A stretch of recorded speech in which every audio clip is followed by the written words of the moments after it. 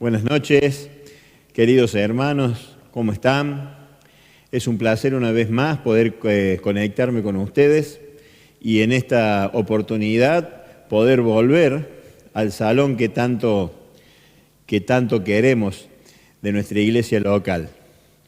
En esta noche quiero compartir la palabra con ustedes, una palabra que el Señor ha puesto en mi corazón y espero que sea de bendición, de utilidad, de crecimiento como lo es para mí y para todos aquellos que escuchamos la palabra de Dios. Dios ha dicho que su palabra no volverá vacía, sino que llevará a cabo el efecto para el cual Él la proclama. Antes de comenzar, tengamos una oración, pongámonos a los pies de nuestro Señor.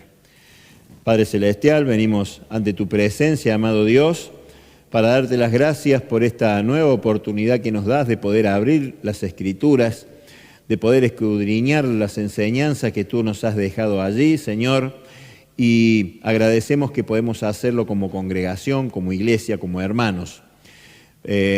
Pongo en tus manos, Señor, todo lo que vaya a hablar esta noche para que sea guiado por ti, por el Espíritu, y que todo lo que salga de mi boca, venga de ti, Señor, y que no sea un pensamiento humano, Padre Santo, para que nos podamos edificar. Seguramente así será, Padre Santo, porque tu palabra es la verdad, Señor.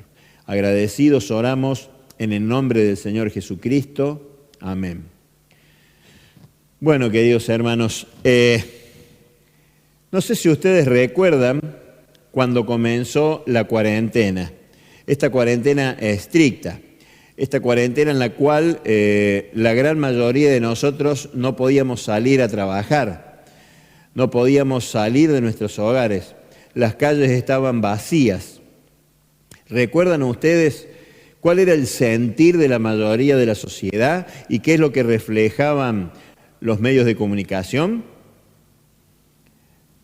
Era una lucha en común, todos juntos contra un enemigo, valga la redundancia, en común invisible que era el coronavirus.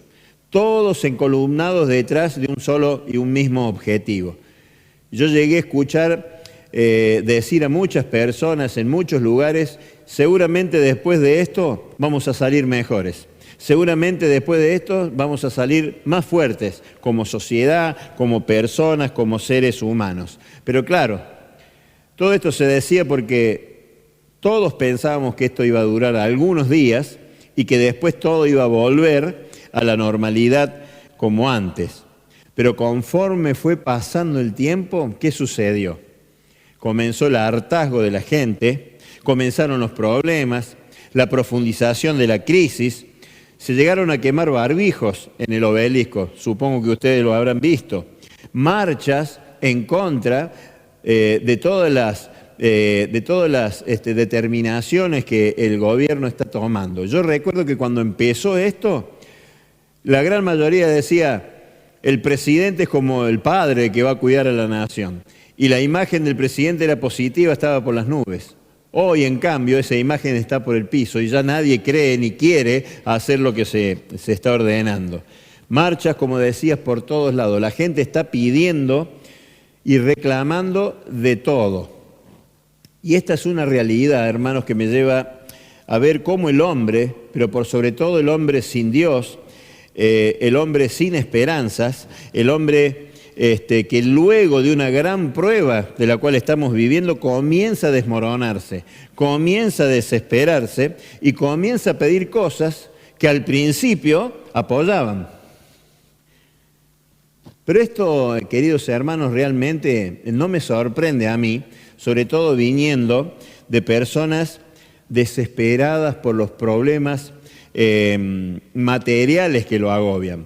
Aquellas personas que apuestan todo solamente a lo material. Pero sí me sorprende, queridos hermanos, que esta situación afecte a hermanos en la fe, casi como aquellas personas alejadas de Dios, alejadas de un pensamiento espiritual, y me refiero a espiritual con E mayúscula. Y con esto no quiero decir que los hijos de Dios no se sientan afectados por esta situación, ni puedan sentirse afectados por esta situación, porque seguro que sucede, y sé que sucede. hablando con hermanos. Porque por supuesto que afecta el no poder salir de su hogar. Por supuesto que afecta el no poder salir a trabajar. Por supuesto que afecta el no poder ir a visitar a los seres queridos. Por supuesto que afecta no poder encontrarse con los hermanos y compartir la comunión que tanto deseamos y anhelamos. Por supuesto que esto perjudica y molesta no poder congregarnos como iglesia local para dar y hacer memoria a nuestro Señor Jesucristo. Pero a lo que yo me refiero es hermanos en la fe que se desmoronan de la misma manera que los hombres que no tienen a Dios. Eso me preocupa. Y pienso y me pregunto, en este tiempo raro, difícil, único, de prueba que estamos viviendo de nuestra fe, ¿qué le estamos pidiendo a Dios? Lo que le estamos pidiendo a Dios hoy es lo mismo que le pedíamos cuando comenzó esta cuarentena. Así como las personas sin Dios que apoyaban totalmente e iban encolumnados detrás de esto, ahora están totalmente en contra. ¿Nos sentimos condicionados por el entorno en el cual estamos viviendo en nuestro pedido, en nuestras oraciones a Dios? Miren, yo recuerdo hace muchos años atrás, tantos años atrás como que el púlpito estaba aquí a mi derecha, y la iglesia no llegaba donde llega hoy el salón, sino que está donde estaban las primeras columnas, acá donde están los aires. En un domingo a la noche, en una reunión de predicación y de ministerio, en el periodo de alabanza se nos solicitó a toda la congregación imaginarnos que el Señor Jesucristo estaba en medio nuestro, en el momento de la alabanza. Y si bien es cierto, nosotros sabemos que el Señor siempre está en medio nuestro, porque en su palabra dice, donde dos o más se reúnen en su nombre, Él estará en medio de ellos. Esa noche se nos pidió que imagináramos que el Señor Jesucristo estaba físicamente entrando por la puerta de la iglesia, se sentaba en el banco y esperaba escuchar las cosas que nosotros le decíamos a Él y decíamos de Él a través de los coros. No sé si se acuerdan ustedes de esa noche. Yo me acuerdo, fue una noche hermosa. Es más, se sentía prácticamente aletear a los ángeles en medio de la congregación. Recuerdo esto porque yo quiero pedirles ahora, en esta noche, a cada uno de ustedes que están ahí, tal vez enfrente de una pantalla de un televisor, frente a la pantalla de una computadora o frente al celular, que se imaginen que el Señor Jesucristo está parado físicamente frente a ti y que te está mirando directamente a los ojos, amorosamente, como seguramente solo Él puede hacerlo. Y Él te pregunta, ¿qué te gustaría que hiciera por ti? Cuidado, hermano, con lo que se te vino a la mente, lo primero que se te vino a la mente. No respondas, considera bien qué le contestarías al Señor, no te apresures. Vayamos avanzando en el mensaje y vamos a ir redondeando tal vez algo que le pediríamos al Señor. Miren, un día un hombre se encontró con el Señor Jesucristo y el Señor Jesucristo le hizo precisamente esta pregunta. Le dijo, ¿qué quieres que haga por ti? Vamos a ver cómo y qué respondió este hombre. Esta situación se dio cuando el Señor Jesucristo iba de camino a Jerusalén, donde pronto ya iba a cumplir con su mandato el que vino a hacer aquí en la tierra. Pronto iba a morir en la cruz del Calvario. Y pasa por Jericó. Y iba acompañado de sus discípulos y de una gran multitud de gente. Y junto al camino por donde iba el Señor Jesucristo había un ciego que estaba pidiendo limosna. Cuando escuchó todo este alboroto que no era común en ese pueblo, preguntó qué estaba sucediendo. Y las personas que estaban allí le contaron, Jesús el Nazareno está pasando por aquí. Al instante, al escuchar esto, de inmediato el ciego se pone a gritar y dice, Jesús, Hijo de David, ten misericordia de mí. Cuando él empezó a gritar, muchos de ellos quisieron aplacarlo para que no siguiera gritando. Por el contrario, él clamó con más fuerza todavía, gritó aún más fuerte y dijo, Hijo de David, ten misericordia de mí. Ahora bien, nosotros sabemos que el papá de Jesús no se llamaba David, que el papá del Señor Jesucristo es Dios, nuestro Padre, y que el papá adoptivo terrenal que tuvo el Señor Jesucristo aquí en la tierra se llamaba José. Pero aún así este ciego no se equivocaba en cuanto al nombre que le estaba dando el Señor Jesucristo. Hacía bien en llamarlo hijo de David.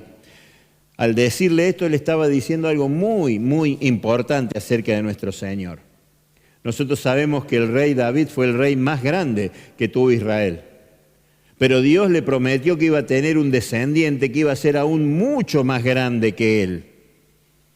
Este ciego, entre comillas, vio lo que los que ven no veían.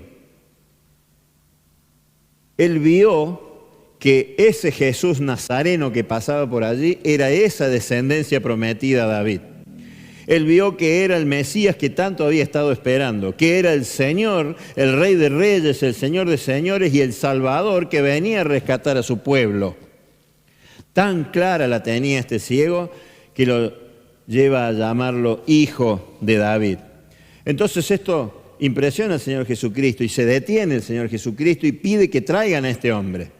Y le traen al hombre y lo ponen enfrente del Señor Jesucristo. Y una vez que estuvieron enfrentados, le dice el Señor Jesucristo, ¿qué quieres que haga por ti?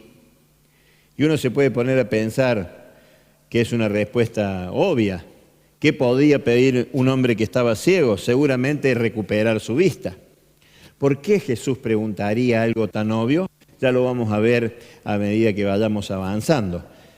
Sin pensarlo mucho, obviamente, el ciego responde, quiero ver. Y el Señor Jesucristo le responde, recibe la vista, tu fe te ha salvado. Y al instante el ciego recibió la vista y comenzó a seguir a Jesús glorificándolo. Y como resultado de lo que habían visto, todos los que estaban allí también comenzaron a alabar a Dios junto con el ciego. Este es un gran testimonio que no es una historia, que no es una fábula, sino que está escrita en la palabra inspirada por el Espíritu Santo. Y quiero leérselas. Está en el libro del Evangelio según San Lucas, en el capítulo 18, y comienza en el versículo 35. Y dice así, aconteció que acercándose Jesús a Jericó, un ciego estaba sentado junto al camino mendigando, y al oír a la multitud que pasaba, preguntó qué era aquello. Le dijeron que pasaba Jesús Nazareno. Entonces gritó diciendo, Jesús, hijo de David, ten misericordia de mí. Los que iban delante lo reprendían para que callara, pero él gritaba aún más fuerte, Hijo de David, ten misericordia de mí. Jesús entonces, deteniéndose, mandó traerlo a su presencia. Cuando llegó le preguntó diciendo, ¿qué quieres que te haga? Y él dijo, Señor, que reciba la vista. Jesús le dijo, recíbela, tu fe te ha salvado. Al instante recobró la vista y lo seguía glorificando a Dios, y todo el pueblo, cuando vio aquello, dio alabanza a Dios. Es palabra de Dios, es una historia real que el Espíritu Santo nos ha dejado plasmada en las Escrituras para que nosotros tengamos aprendizaje de ella. Esta historia está también en el libro de Mateo, en donde habla de dos ciegos, y también en el libro de Marcos, donde habla de un ciego y encima le pone nombre, que es Bartimeo, todos sabemos. Pero a mí me gusta el relato de Lucas, que va a ser más efectivo para lo que les quiero comentar. ¿Qué quieres que haga por ti? Esa es la pregunta que el Señor nos trae en esta noche para que nos hagamos cada uno de nosotros hermanos. Miren, lo que le pediríamos a Dios habla mucho de nuestro estado espiritual, de nuestra condición espiritual. Yo cuando era chico, no sé si algunos coincidirán conmigo, me imaginaba encontrarme algún día con la lámpara de Aladino y frotarla y que saliera ese genio y que yo pudiera pedirle lo que deseara, lo que quisiera. Y jugaba con mis amigos a ver ¿qué le pediríamos cada uno de nosotros? Y la respuesta más sabia, entre comillas, podría decir, fue la que decía, y yo le pediría que cada vez que le pidiera algo, el genio siempre me concediera todos mis deseos. Tal vez porque en la niñez pensamos muchas veces que la felicidad consiste en tener todo lo que deseamos y todo lo que uno quiere. Pero conforme vamos creciendo, queridos hermanos, descubrimos que muchas de las cosas que pensábamos que nos iban a satisfacer no lo hacen tanto como queríamos o como pensábamos que iba a ser. Pensemos si no estaremos viendo nosotros en cierta forma a Dios como ese genio de la lámpara, tratando de descubrir el secreto para que Dios nos conceda todo lo que nosotros queremos, convirtiéndolo inconscientemente en nuestro genio celestial. Miren, durante mis años de creyente he visto muchas veces cómo el Señor responde de manera espectacular, sensacional, las oraciones de los nuevos creyentes.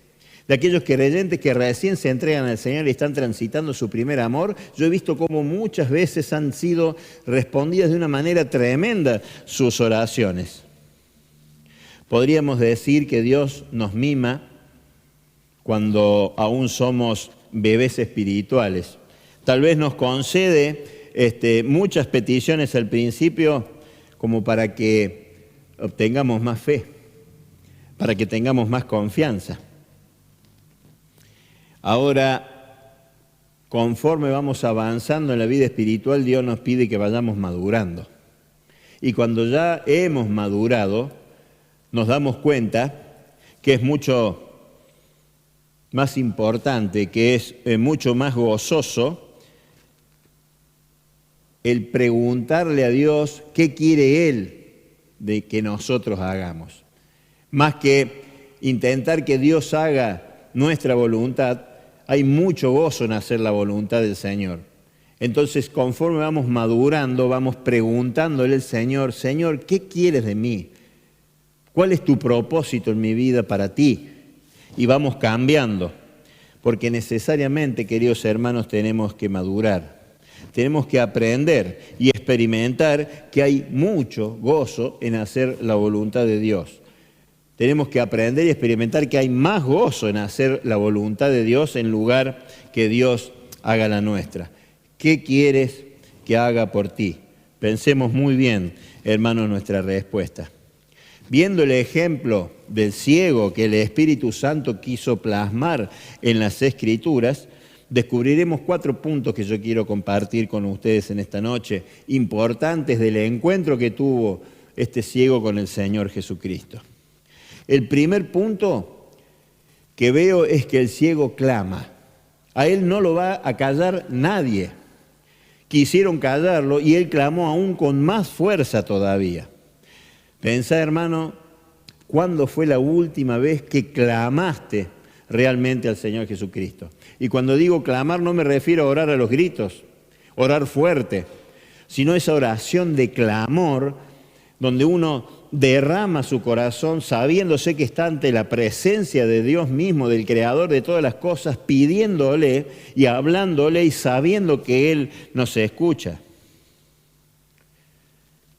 Cuando nuestro corazón explota de saber que estamos ante la presencia del Señor. Cuando llevamos a los pies del Señor estas oraciones que te diste cuenta al instante que conmovieron al cielo. Porque ¿no te encontrás algunas veces orando como por simple costumbre?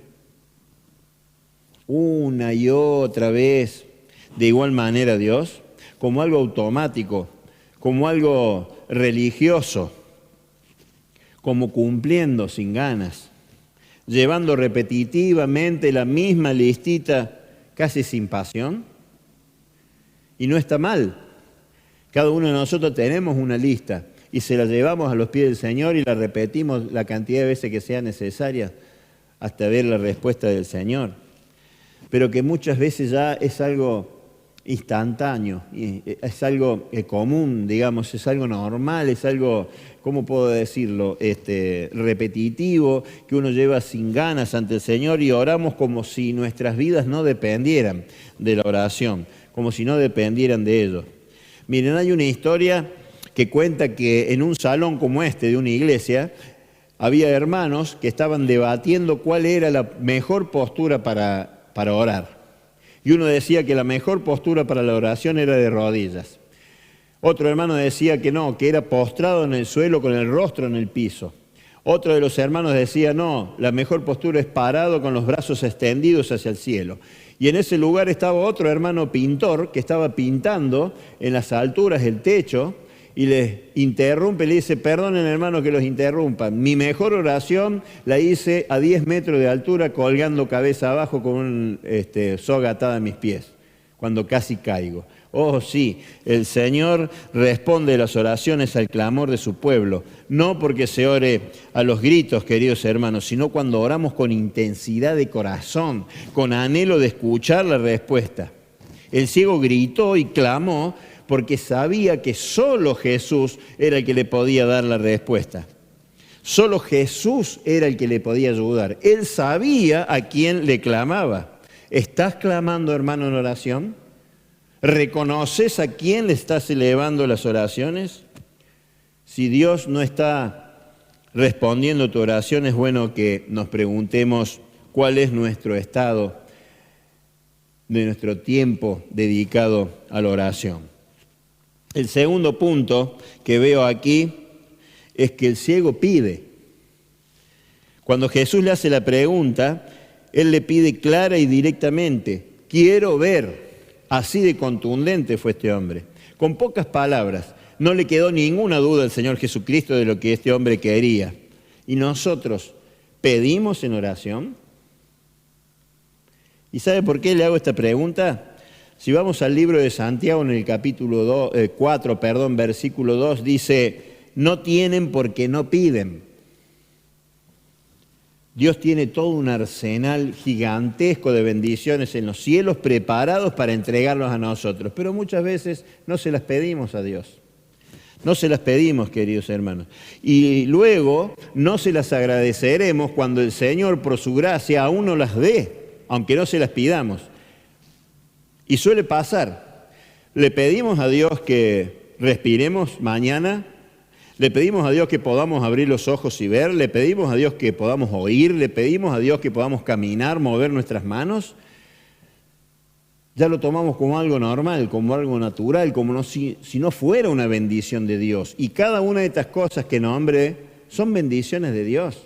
Entonces ya no las agradecemos porque no se las estamos pidiendo, ¿se entiende?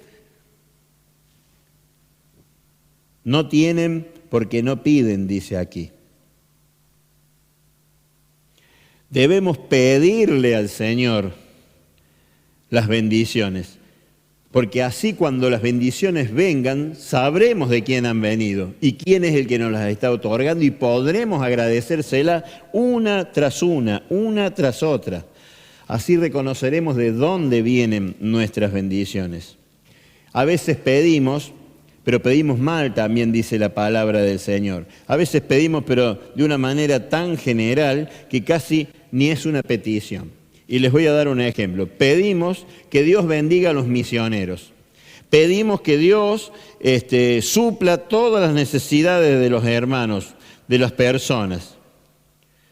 Son buenas peticiones, pero son tan genéricas que nunca sabremos cuando el Señor responde una de ellas para agradecerle al Señor.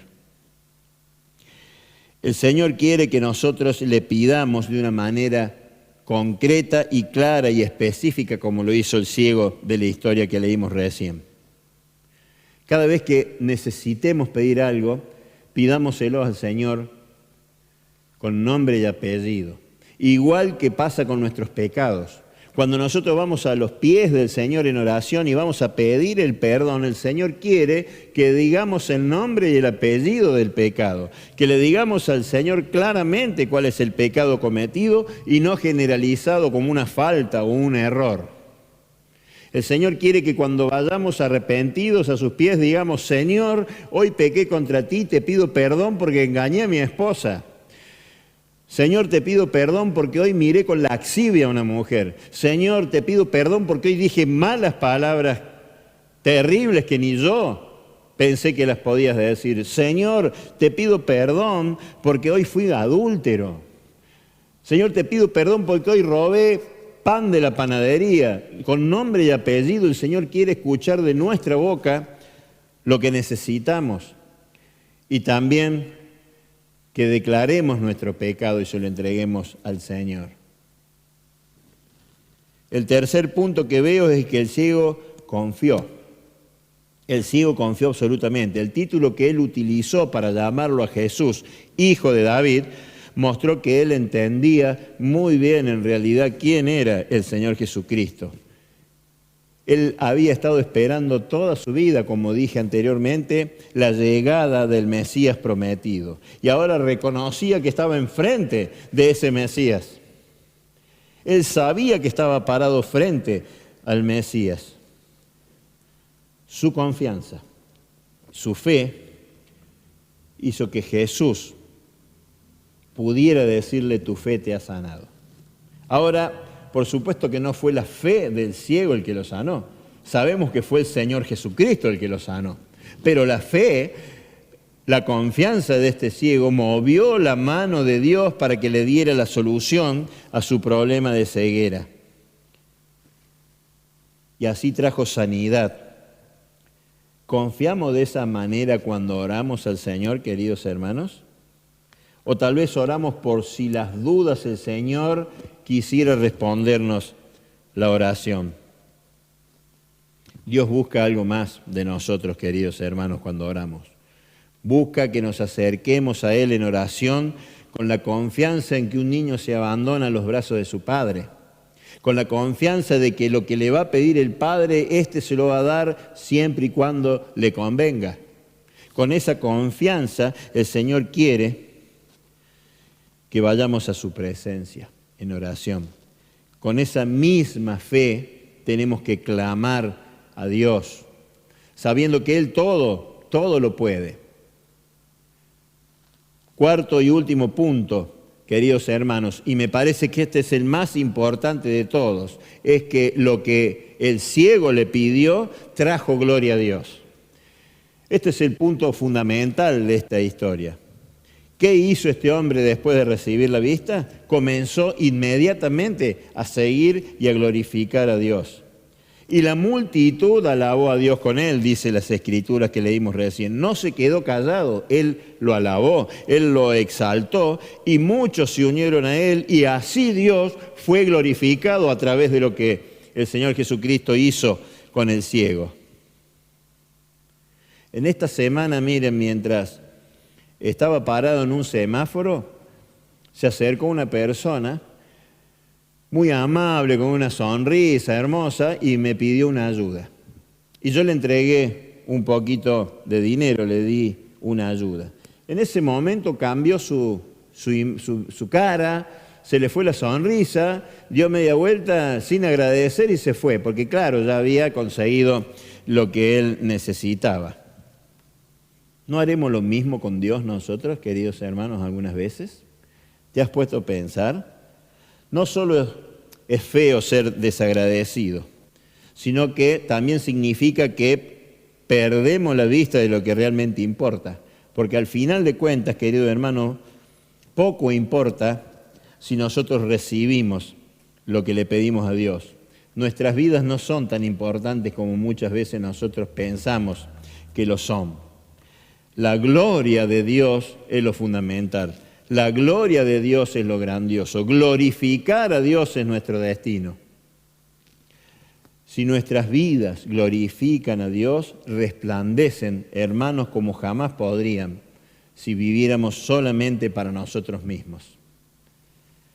Hermanos queridos, es fundamental, primordial preguntarnos cuando pedimos en oración algo, ¿lo que estoy pidiendo va a traer gloria a Dios? ¿Lo que estoy pidiendo glorificará a Dios? Y sobre todo, hermanos, cuando veamos la respuesta de Dios, no nos quedemos callados. Celebremos la grandeza de Dios, celebremos el poder de Dios. Mostremos al mundo lo que Dios ha hecho en nuestras vidas y con nuestras vidas. No nos quedemos nosotros con el crédito por lo que Él ha hecho en nuestras vidas. Y reflejemos su gloria a los demás.